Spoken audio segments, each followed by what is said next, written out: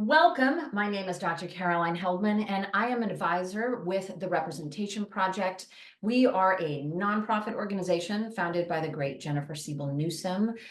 We use films and campaigns to challenge harmful gender norms and stereotypes.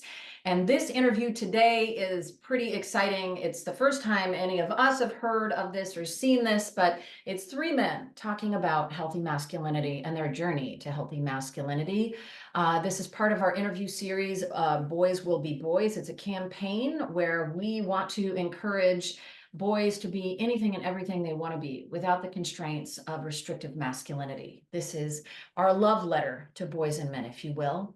And I am delighted to be interviewing three men of different ages about their journey in practicing healthy masculinities.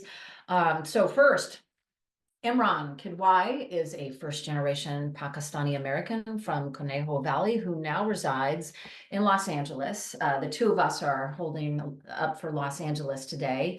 Imran holds a bachelor's degree in healthcare administration from Cal State Long Beach and has over 15 years of professional experience in the healthcare industry. Just found out that Imran is running the show for my healthcare.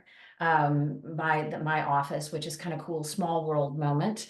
And we'll get to some other small world moments in a moment. Imran is the director of growth and retention at Optum in Los Angeles. He's also worked for Anthem Blue Cross and DaVita. Imran's journey with masculinity has evolved, shaped by his upbringing as the youngest of three sons in a traditional immigrant household. Next is Jake Mooney. He is a member of the Representation Project's Youth Advisory Council. So if you don't know what our Youth Advisory Council is, Google it, check it out. It's an amazing program, and Jake is an amazing participant. Jake is committed to championing media literacy and healthy masculinity in all aspects of life. Jake just graduated college from the Macaulay Honors College at Brooklyn College with a degree in communications. And we were just talking about the importance of networking. So if you're impressed with Jake, hit him up. Jake cannot wait to take all that he's learned from his experience with the Representation Project and his degree and apply it to where it's most needed in the world. So a lot of passion with this young person.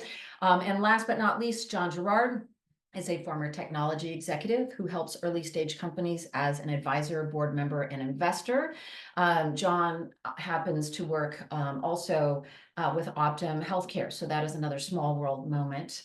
Imran and John are connected. John currently focuses much of his time in substance abuse recovery communities where he works with men in early recovery, many of whom need to figure out, as John did, how to rebuild their masculine identity in early sobriety. John is the son to a loving mother, the husband to a loving wife, the brother to a loving sister, and the father to a loving daughter, and wants his two sons to grow up understanding what healthy masculinity looks like. What a beautiful way to start this off. Thank you all for being here. Thank you, Kyle. It's great to be here. All right, well, let's jump right in. Why don't we start, since we're looking at generations, youngest to oldest. Jake, tell us about tell us what healthy masculinity means to you and what that journey has looked like for you. Yeah, so thank you for having me. I want to tell a very specific story. When I was like 12 years old, I had these family friends, and they were all like girls my age, and we were in the pool, and I had gotten out of the pool, and they wrapped my head in a towel, like when you have long hair and shower. And like their dad, who I'm like, we're family friends, he jokingly said like, "Oh, like where's your manhood?" And in that moment, I was just like, is gender that absurd that it's like a towel wrapped around the head is what like qualifies masculinity or like femininity? And that moment really got me like thinking about just how absurd gender can be. So the way we market sense to men and women, I think, is a big one. But I really think healthy masculinity is kind of like, I think it's not just rejecting like, I guess, the constructions of masculinity that already exist, but it's an understanding of why they should be rejected. I feel like a lot of people think they need to be rejected because for the sake of rejecting them. Like toxic masculinity, I mean, it exists in a lot of phases, but like ultimately you can start out telling like these like maybe what you would see as benign jokes, but that like about women and stuff like that. But that kind of attitude and rhetoric, I think, is what leads people down a path to things like sexual assault and femicide. So I think it's really important to like take these things seriously, because I think the dismissal of like Oh, like it's not that deep. I think that's like one of the biggest things that's like preventing progress for men. Thank you, Jake. And how about you, Imran? Tell us what healthy masculinity means to you and tell us about your journey to discovering that or getting on that path. Yeah, I think over time it's definitely changed. You know, as you get older, you have different experiences, you see things a little bit differently. And I think for myself, it's more just about not having a definition or of what society tries to tell you how to be or what to be. Um, you know, when you're younger, you just try to fit in so much and you try to follow, you know, paths of what you see of other people sometimes. And for me, it's more about just being accepting of who I am and being comfortable in that. And, you know, for me, like as a first generation immigrant, like you always just want to fit in and you want to be, you know, accepted like other people and not be different. And, you know, depending on where I'm at in the situations, I'm always going to be a little bit different just because people see me, I look a little bit different, I have a different name. So as I've gotten older, being comfortable of who I am, where I come from, and what I represent, and not trying to have definitions of what I'm supposed to be or what others want of me. I think that's how I've changed over time, and you know, not try to also how I see other people's and society, and not trying to define other people's and what they see of themselves or how they want to be as well. So definitely over time, I think as you get older, you definitely get more wisdom, and you know, you learn from things in the past. Thank you for bringing up that complication, right? The complexity, Imran, of being wanting to fit in because of your recent immigrant, right?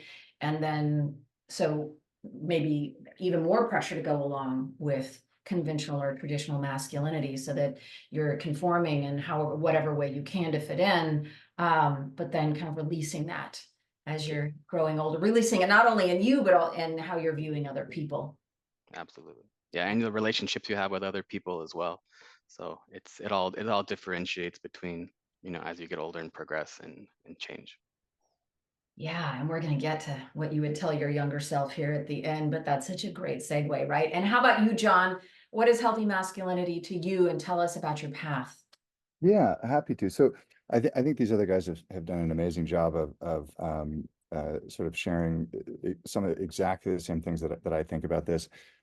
Especially struck by this idea that I think I started off rejecting negative or toxic masculinity so much, but not having anything to replace it with, not having that healthy masculinity or that model for healthy masculinity to adopt or to identify with. And so, you know, the problem with that, of course, is that when you're rejecting something that doesn't fit you, but you don't have anything else to sort of take on or embrace, there's this sort of aimlessness or you know, a certain kind of a lost a feeling that accompanies that. And for me in my journey, I would say from very early on, I was just kind of a little bit repulsed by the locker room dynamic and you know, locker room talk, as I think we have described things after, I don't know, what was it, the 2016 election. That's kind of where that term of art came from.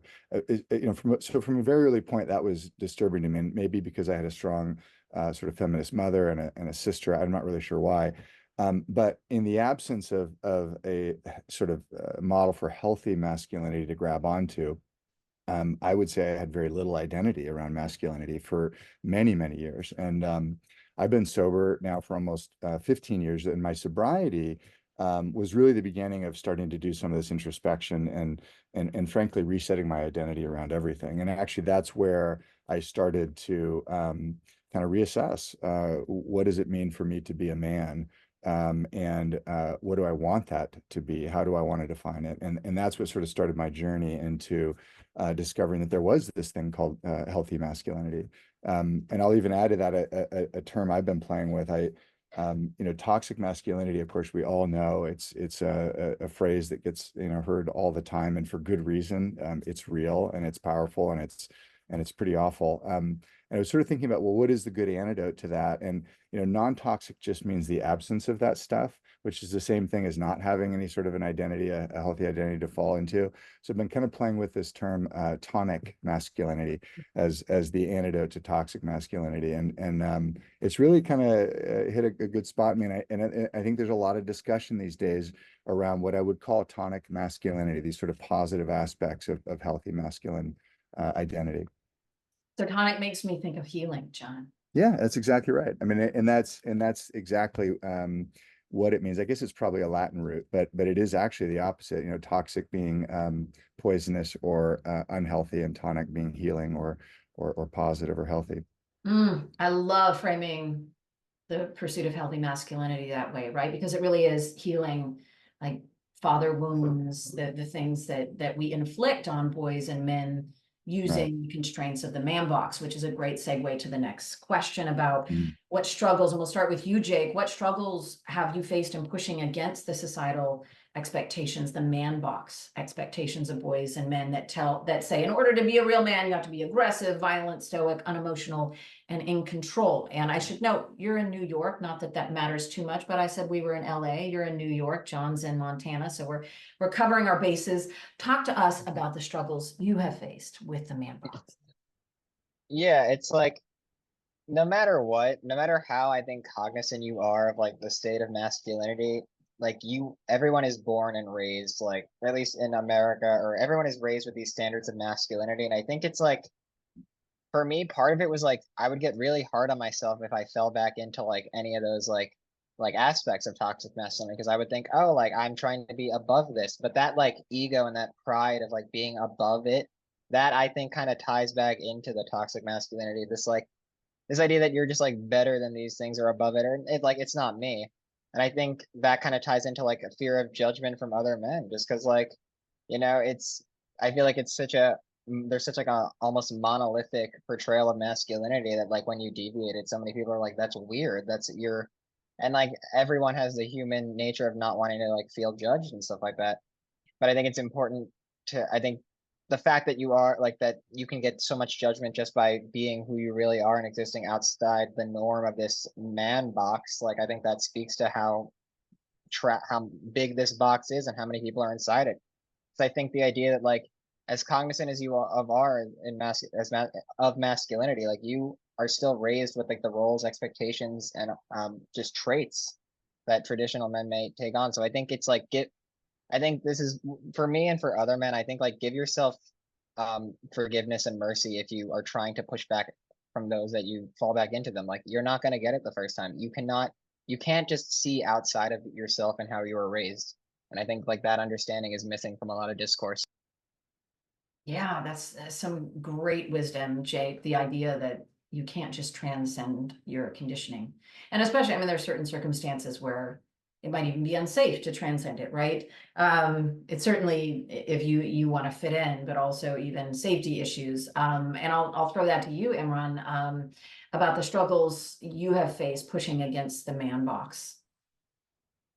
Yeah, there's been struggles, but I think I've also been lucky too because I saw firsthand. I had a very strong woman in my life, and my mother. Um, my mom and dad I come from a household where both parents were working, and my mom was actually like a role model to me. So I had seen first and foremost the dedication, the work ethic, and her career over my life. And I think that's really helped me as I've gone into the workforce because, those gender roles kind of aren't what they used to be. I predominantly work in a team that's led by women, and it's been like that in my entire professional career. I would say about, like in the short team that I work with immediately, there's 15 of us, and there's only 2 men, and our leader is a woman. And I've worked with many different leaders throughout my time that are all women. So I think coming from the upbringing that I had and seeing first and foremost that, um, a woman could be a strong person, it could be a caretaker, could be the provider for their family, really did help me in going through life and not having that, defined role of a man has to do everything and take care of everything. And I think, I'm okay in being a part of team and working with all these awesome women that I do, because I was raised in that aspect of seeing, my mom be a professional and provide that, role model for myself and for my brothers of what it's like to be, just, take care of your family, be a good person, and to develop in your career and do good things. Okay, so the importance of having a supportive family in this path toward healthy masculinity. That's great. And how about you, John? What struggles have you faced in pushing against the man box?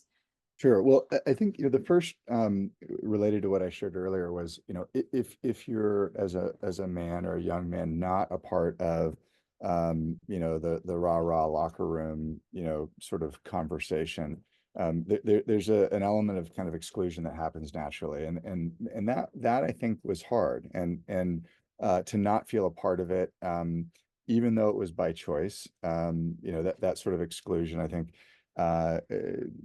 definitely it leaves its mark psychologically. I would also say, sort of as soon as a young man, I started comparing myself to the archetypal modern masculine, stoic, unemotional, all that kind of stuff, the John Wayne archetype.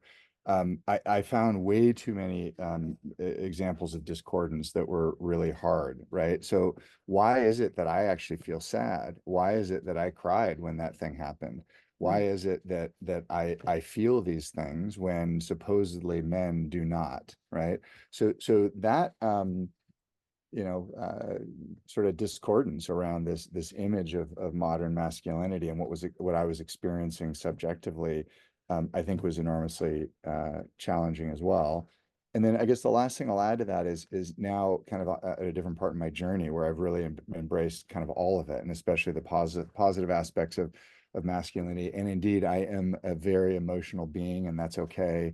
Um, there's this other really interesting wrinkle, which is encountering other men out there in the world who are sort of still carrying that toxic masculine torch. And in the same way as I've heard described, because again, I have a wife and I have a sister and I have a mom and all these women in my life, I've heard them describe how when they are alone and not with me, men behave differently towards them. And I just did not know that. I have found that a lot of men will behave differently in a group of men and say things that are absolutely outrageous in a small circle of men that I suspect they wouldn't say in a larger group of mixed company. And that has been challenging. And my commitment around that has been in sort of pushing against the man box, as you call it, actually to say something. And that actually creates conflict when you're saying, hey, that's actually not okay. I don't think that's an appropriate thing to say.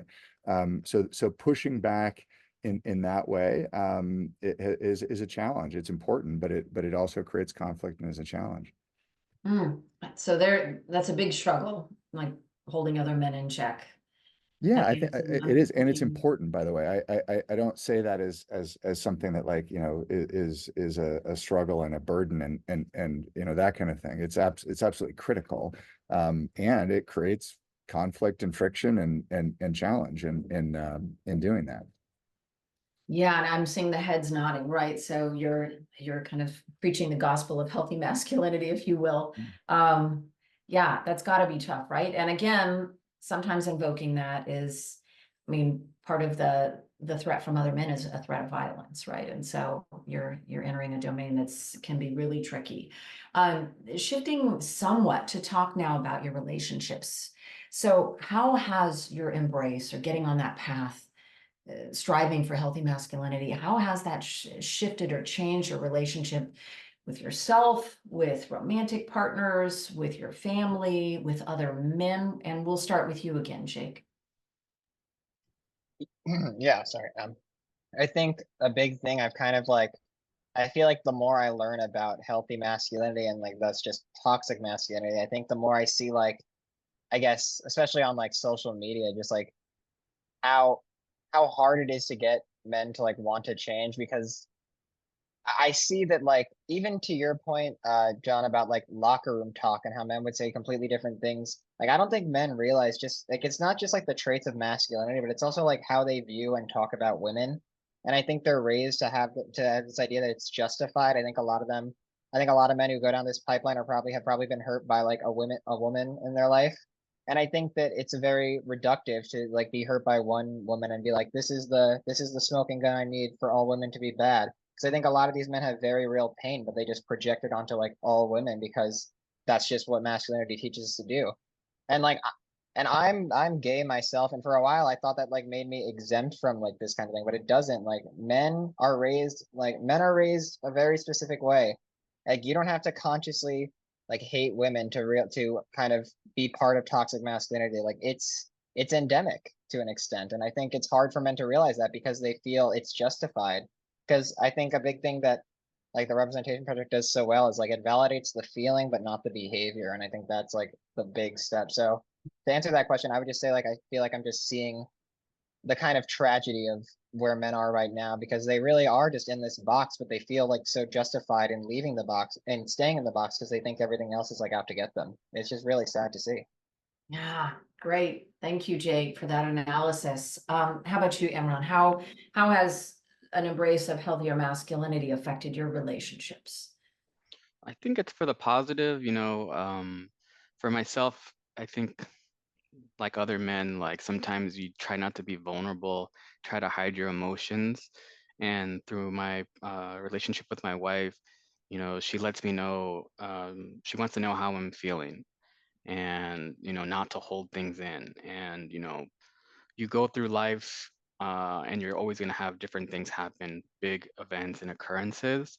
And, not to say everybody reacts and, you know, will handle things the same way, but sometimes it's hard to express yourself. Um, whether it's just myself or being a man, like you don't want to have that perception of being weak or, being hurt by something that happens. And I think as my relationship and being around a very strong woman who's dealt with a lot, and she's taught me a lot about how to share how I'm feeling emotionally, and that doesn't make me any less of a person, and that, it's okay to feel vulnerable, to have pain, to be hurt by something, and, holding something like that in isn't gonna be helpful for me or anybody that I'm around, and that it's okay to open up and talk about those things with people. And, I think, like I said, I didn't have a lot of relationships with women outside of my mom. My close circle of friends are men. I grew up around, I had two brothers. So as I've gotten older and I've had more relationships, obviously, you know, evolving with my wife, working more in my workplace, whereas I work with more females and being exposed to more women and more differences and more backgrounds, it's just showing that I can be vulnerable, that I can speak about how I'm feeling about things, and it's okay. It's not, you don't want to just hide everything or hold things in. So I think over time I'm doing a better job. I know I can do better, but that's something that I think I've learned over time for sure. Yeah, and that's why we talk about it as being on a journey, right? Being on the path. I don't know if I don't know if you achieve healthy masculinity in a world that constructs it, right, as so unhealthy. And you can't entirely transcend it, which you're all kind of saying directly or indirectly. How about you, John? Talk to us about your relationships. Sure. Yeah. So I have been very fortunate in that I've had very strong relationships with all the women in my life from a very early age, and those sort of continued through a lot of big changes in my life, including sobriety and the years thereafter. Where I didn't have good relationships were with other men and with myself. Those were the places that were most impacted by the confusion that I think I had around strong, positive, healthy, masculine identity. And I would say of all of those relationships, the one that really suffered the most was my relationship with myself. Being sort of disidentified from the toxic side and the sort of standard portrayals of modern masculine left me pretty aimless and confused and where's my tribe and all that good stuff. So my relationships with other men have gotten unbelievably strong over the last 15 years since getting sober. One thing that happens a lot in sober communities is the men stick with the men, the women stick with the women, and I did not want that in early sobriety. I was much more sort of aligned with maternal energy, and it was one of the best things to have happened to me to sort of be in a room with other men who were vulnerable, who were living rich emotional lives, and who were willing to talk about it. And then, my own relationship with myself in that journey and sort of discovering positive masculinity. Carolyn, you and I talked briefly about this book by Catherine Moran, called What About Men? Absolutely amazing read. Would recommend it to anyone. She, of course, is a quite well-known feminist author who kept getting the question in all of her lectures, well, what about men? And so she decided to write a book about it. And that I just read about 2 years ago. And it was the first moment that I read something that said, hey, you as a man actually have all these positive qualities too. And here's what they are. And I'm a woman, and I talk to a bunch of other women to tell you what is positive about masculinity. And I this is maybe funny given we're talking about gender and identity, but I cried when I read that. It was a very emotional experience to see that. And so it's been moments like that, and books like that and experiences like that have really changed my relationship with myself more than anything else. Yes, and the importance, Sean, we discussed the importance of empathy, right? These are social constructions, they're cultural constructions of gender that are passed from generation to generation. And so, and the damage they do to boys and men, right? Men die at higher rates at every age because they're not seeking the physical and the mental medical care that they need. They're less compliant with that. Higher rates of suicidal ideation and death by suicide, high risk behaviors, the pressure from the man box. And we put this all on boys before they're conscious of being conscious, right? And so the importance of having empathy for what boys are facing and men are facing with the man box. Let's get into just a few more questions. So feel free, folks, to put your questions in the Q&A. It'd be great if you directed them at specific panel participants, at Imran or John or Jake. But I have a few more questions. Let's get into some advice. We are in an epidemic of male loneliness. Jake, what advice can you give about male friendships? I think we're in a time where we're starting to see, like, I think a cultural trend where we're starting to be very critical of like the elements of masculinity. And I think a lot of men are intimidated by that because they don't know where else to go, because like quite frankly, when you're raised one way and now all of a sudden the culture is like, but the symptoms of this aren't the best. It's hard to navigate that. So I think with male friendships, it's like, especially for men wanting to better themselves, like I don't think it's worth like condemning men who fall into pitfalls of toxic masculinity. I think it's worth understanding, but also like kind of encouraging different behavior if you're comfortable with that like kind of friendship. I feel like it's easy to hear someone say like or do something kind of awful, and like it's easy to like leave.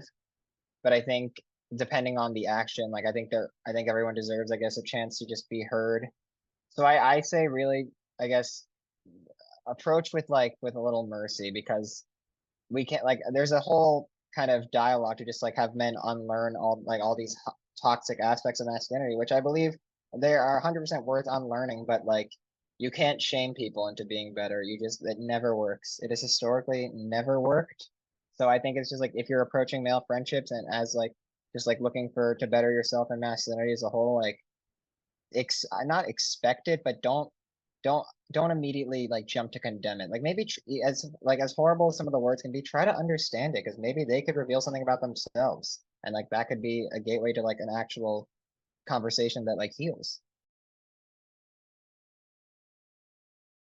The importance of empathy, right, Jake? And drawing people in rather than repelling them through shame or criticism or judgment. How about you, Imran? Uh, relationships, it's interesting because like I think over time, there's maybe a constraint that people say about, men being more lonely and all that, but I feel like it's kind of society right now. Like there's so much digital things happening, social media, and I think as you get older, sometimes it's just harder to make friends. You meet less people. I don't know if that applies to men, maybe it applies to all, but for those friendships that you do have, coming on common grounds of the experiences that you go through in life, because the longer you live, the more you're going to experience, and being able to connect and have those conversations, real conversations about meaningful things, and relating that to others in your relationships is an important thing. So I mean, there's certain men that you've had, like I said, shared experiences with, that they've gone through something similar, and you can relate and talk to each other about it, that maybe you wouldn't feel comfortable talking to somebody else about. And um, you know explore those conversations with those friends if they're open to it, and always try to listen. When you're having conversations, we focus so much on what we say, but you also have to be a good listener and hear what the other people are saying, and process that, and try to see things from their perspective, because it's not always about you, it's about what they're experiencing as well. So it's male friendships, they're the best. Shout out to all the bros. Well, you were saying your beard brothers, right? You and John. John, male friendships are often pretty superficial, and they revolve around activities rather than real human connections. And I'm making a kind of a broad brush statement here. But talk to us about advice you have, especially you're coming from communities of sobriety, which have wonderful ways for men to connect and be intimate with one another. Talk to us about male friendship. Yeah, gosh, it's so important, and I have to think, and I think that the anthropologists would support this, that it just was different in way back when, in tribal times, when men interacted in different ways than they do today, and we're kind of suffering for it. So what advice would I have around male friendships? Well, one would be to get sober, right? So the sobriety communities that you're describing are unbelievable places for men to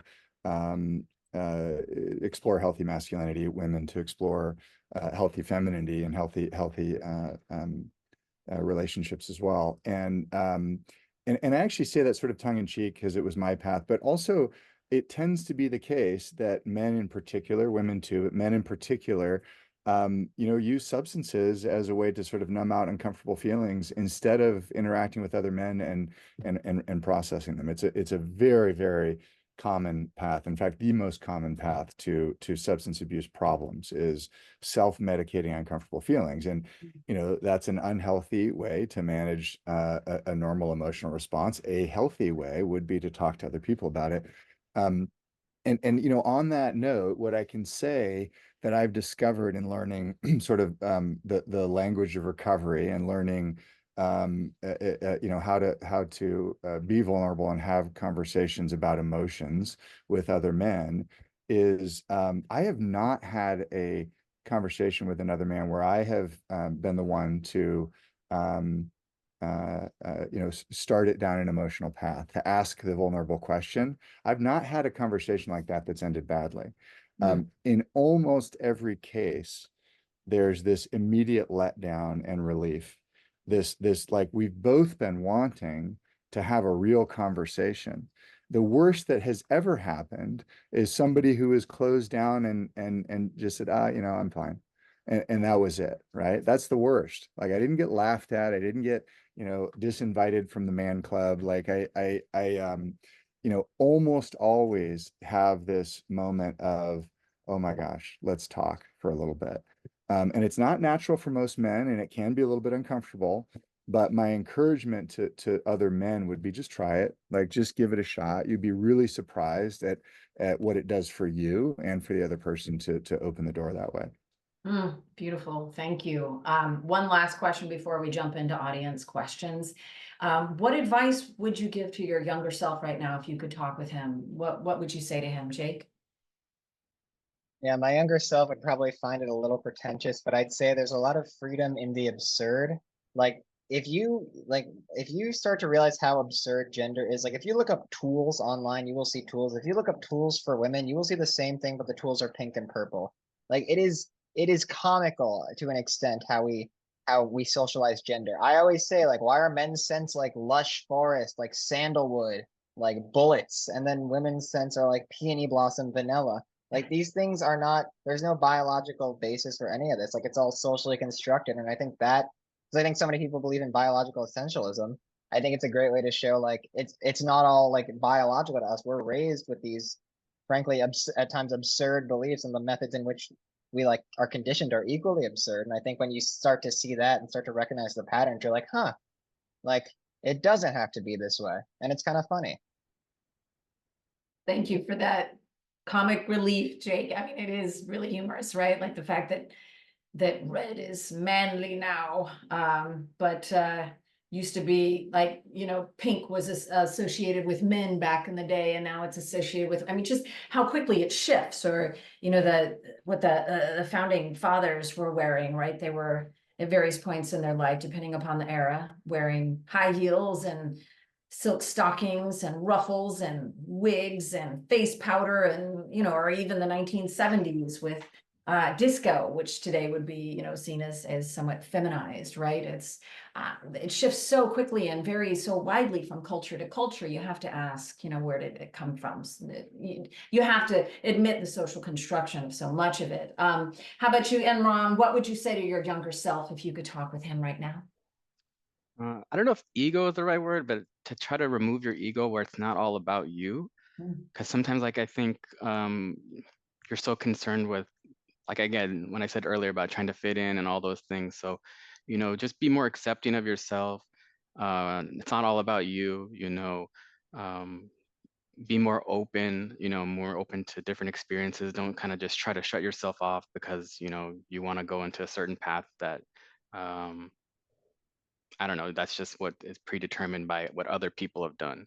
And it's okay to be different, or to just, again, be comfortable, just be more comfortable with yourself, and not focus on being different from other people, because everybody's different at the day. Nobody's alike, you know, and it's okay to be different. So I would just, you know, let that person know it's okay, calm down, and everything will be okay. Yeah, nice. Thank you. John, how about you? Advice to your younger self? Yeah, well, it's so interesting. I am right now sitting at this rustic old cabin in Montana that I've come to every year, every summer since I was a year old. And so this indeed was a place that like my younger self came, and I can kind of see my younger self playing over there in the lake right now. And so it's very timely that you would ask this question today. And you know what I think I would say is that you know, if I was speaking to myself, John, you know, your gender, your masculinity is not bad.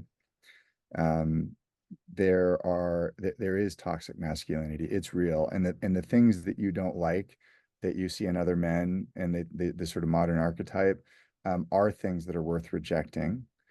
And there are things inside you that you already experience, this great capacity for love, this desire to protect, this strength in you, this kindness, this curiosity, that are actually aspects of positive masculinity. You just haven't given them a name yet. And if I could have given myself the name to those things, or connected them with positive masculinity, you know, way back when, any of these last 50 summers that I've come to Montana, I think it would have made a difference, you know. And so it's at least some version of that I really seek to do with men in my life now, either guys I'm working with in sobriety or my own sons. Yeah, that's such an important point, John, right? And you brought this up early on, that sure, we can reject restrictive, toxic, traditional masculinity, whatever you want to call it. But if we don't give an alternative, then you're left floundering, right? So it's really great, this tonic or healthy masculinity, so you can pull the parts that you like. I would love to move away from gender roles entirely and kind of say, well, these are the human traits we want to embrace, but maybe that's next stage. Such an incredible conversation. Let's jump into some questions. Joshua actually just has a great comment. I was raised by my grandmother and lesbian mom and many other women. Thank you for sharing. So the positive influence of women in your lives, which is a common theme, I think, from all of you. Anonymous asks, thank you for your vulnerability throughout this conversation. Do you have any advice for women wanting to support the men or boys in their life and their journeys to embrace healthy masculinity? Let's start with you, Jake. What advice do you give for women who want to support men on this journey? Yeah, I think it's amazing that like that women want to support men on this journey. And unfortunately, I do think that you have to proceed with a little caution because I believe like, especially when you're looking, like when you're trying to change your beliefs, it can be very easy to like help men and this isn't just like a thing with men, this is a thing with just like people. Like it can be easy for them to kind of use you as like like the solution hub. Like you're like, they turn to you for everything. Because I think so much of like masculinity is like, the idea of like independence and just doing it on your own. And now that somebody's like breaking through that, now it could swing the completely other way to like almost dependence. So I think it's like really coming at it like, I guess, coming at it with a not from a safe distance, but I guess keeping in mind not to be like helping them, but not turning into a point where you do all the work for them. Because I think a lot of men could like they want to learn, and I think it's great that they want to learn, but at a certain like at a certain level, after a certain level of, I guess, like conversing and kind of opening their mind, I think it is on them to do it. So just because I worry, because I have seen like some women who men kind of like turn to is like, let me ask like the woman friend for like how to be a better man. And I think that is like, while the intentions are good, I think that's also a reductive way. So I would say, just be mindful of like striking a balance with that. But I think it's amazing that women want to like help men. And I also think that that'll be a great way for men to like challenge these beliefs because so many men think like all women hate men, they hate all men. And I think like even just being there and showing up, I think that will already make a huge difference. Thank you, Jake. And how about you, Imran? Advice for women who want to support boys and men on this path? I mean, it's different depending on the relationship. I mean, it's awesome. I mean, whether you're somebody's partner, it could be a mother, could be a sister, friend. So it just depends on the relationship. I think John earlier talked about like locker room talk. So maybe they might have a different relationship and be willing to talk with you and be more open in a more private space, which is good to see versus the perception they may give to other people when they're in different settings. So definitely start off by having more of a one-on-one conversation and trying to listen to see what they're going through and be an ear to them about how you can help them. Thank you. And John, advice for women who want to support boys and men? Yeah, I mean, first of all, it's an amazing question, and thank you for asking it. I think Catherine Moran again and What About Men did a really great job of sort of, I think, exploring the female side of this, which understandably there's this sort of like, well, why do we have to do this too as a woman, right? As a woman saying like we're having to deal with patriarchy and with all these challenges and our own issues, and now we have to fix you men too. And she has a really wonderful framing and response to exactly that. So first of all, thank you for asking the question, because there's a lot of other stuff going on for women, to need to now have to address this as well. I would read the book. It's amazing. It was one that spoke to me as a man that's exploring this in a way that nothing else had before. And one of the big takeaways that I got from it that I've sort of shared a little bit already, for helping the men in your life is, to let them know what positive aspects of masculinity you believe that they embody. And the reason I say that is, for as much as I had an amazingly loving family and wonderful upbringing, full of lots of love and kindness directed at me, I never heard that any part of me being a male was good, from anybody. And in the absence of that, when I have society telling me that toxic masculinity is the model, I didn't get a lot. I didn't have any sort of internally generated sense that any of these things about me in being a male were good. So that would be one little bit of advice. And I do that with my sons. I say, gosh, this is an amazing aspect of you as a man that I'm so proud of. I think it makes a big difference. I think it's a big deal. Thank you, John. Yeah, that again, that liminal space where you're rejecting something, but then what are you supposed to embrace and who are you supposed to be? Anonymous asks, and this is directed at you, John, but anyone else wants to weigh in. They ask, I lost my father in June. I believed that his death was in part due to being uncomfortable with self-care and caring for himself medically. I'm asking my church to run a men's group to support male self-care with chronic illness. This can be in the class, and how can it be packaged to be appealing to men in all levels or how they handle their masculinity?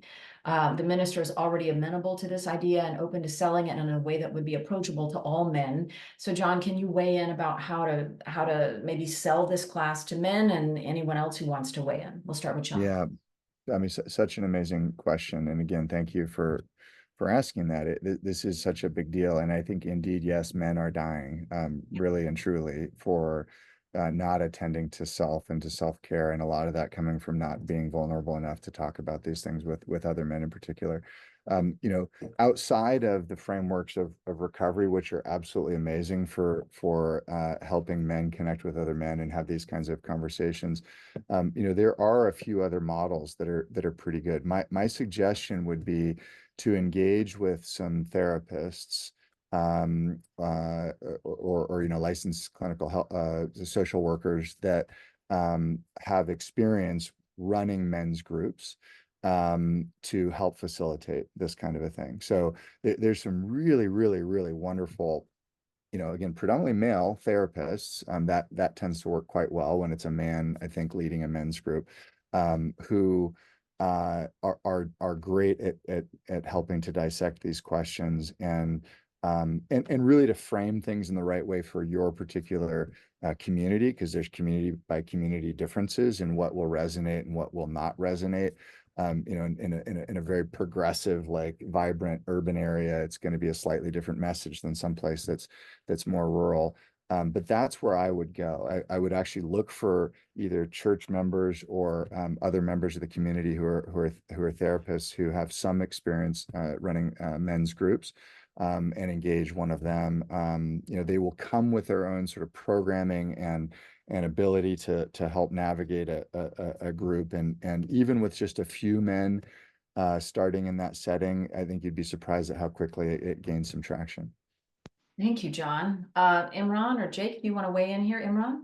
For sure. You know, I work in healthcare, Right. so we see a disproportionate amount of men versus women in terms of receiving healthcare. Yeah. And you know, it goes back to that stereotype of wanting to act tough, and you don't go until you're like ready to go to the ER and you're like not feeling well. So I think as men, we need to encourage, whether it be our friends, our family, to go get your physical every single year. And preventative care is the best thing you can do to help yourself. And you don't want to wait till things are so bad that it's at a point where you have a chronic condition and things aren't great. And I see it for firsthand a lot of the times, because a lot of the things I do in healthcare when I'm out in the community, a lot of the participants are always women, and we struggle to get men to come out to participate.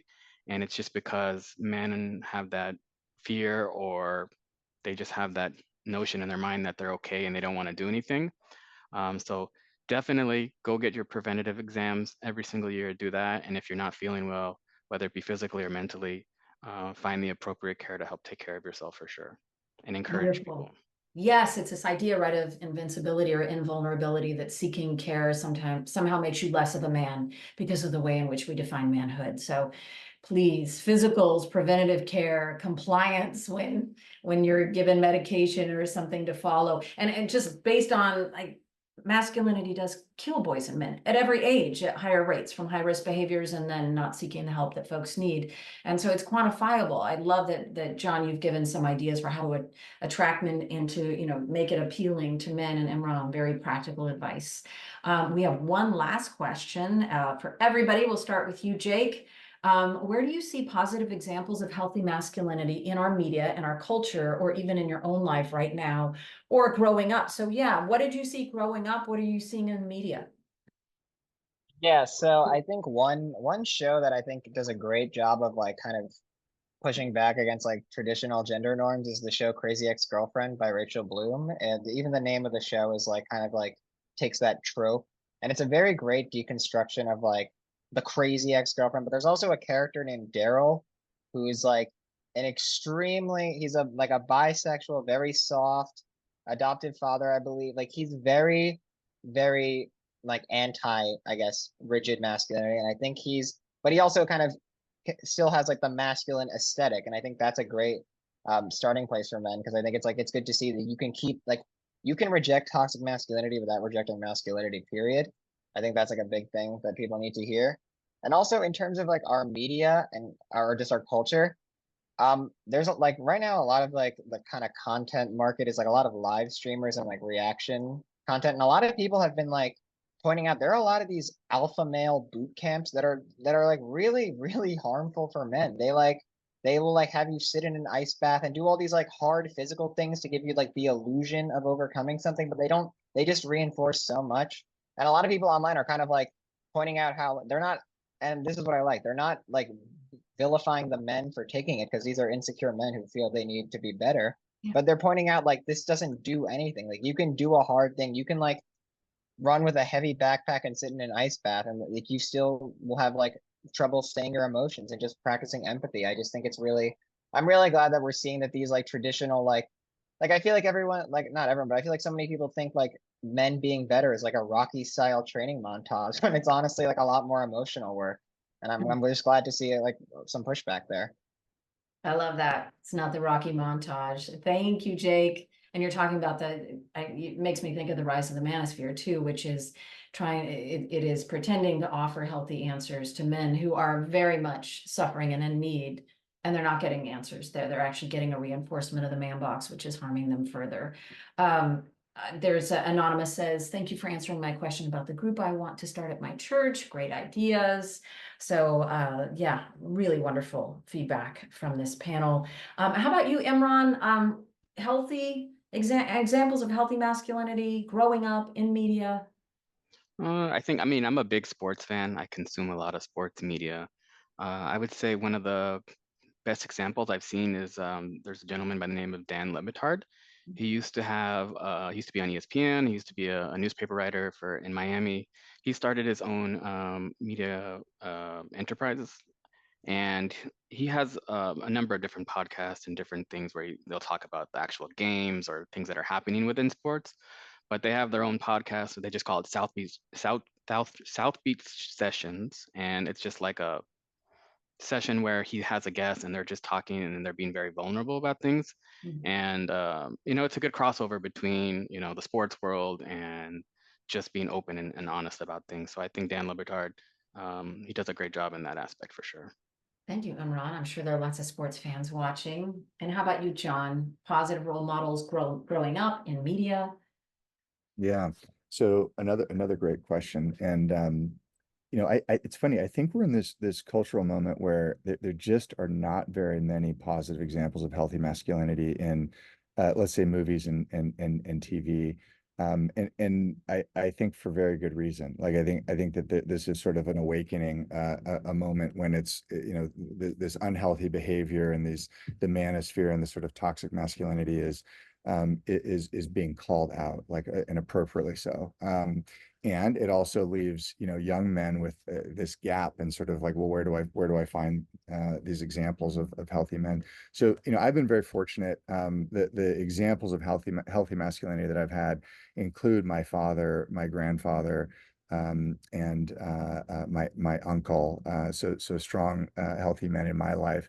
And then again, I know I keep bringing this up, but in sobriety, I actually have found my healthiest male role models in the rooms of recovery. It's been just an extraordinary experience.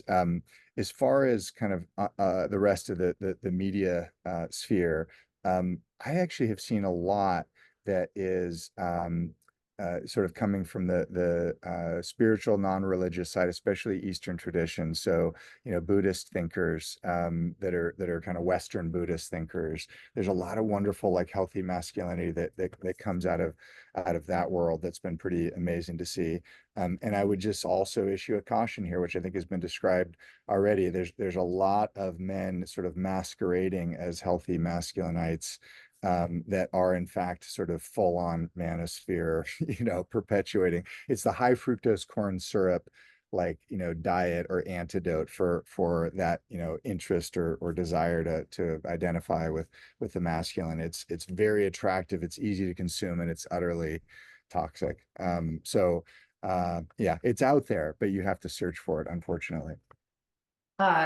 Thank you for that, John. And just a point on that, right? Andrew Tate is not going to help you. He's going to make things worse. But also, No. Jordan Peterson is not going to help you. He's going to Right. Trojan horse that sexism in, and that's not going to help you either. I'm just a quick note that we will post all of these links and all of these resources with this video. So if you're watching now, you will get all of this information, everything that all of our wonderful panelists have mentioned. Just want to thank you all so much for joining us today and having such a vulnerable, meaningful conversation that I know will be life-changing for the boys and men who are watching this. So thank you, Imran, John, and Jake. Thank you. And thank you all for joining us. We'll see you soon. Bye, y'all.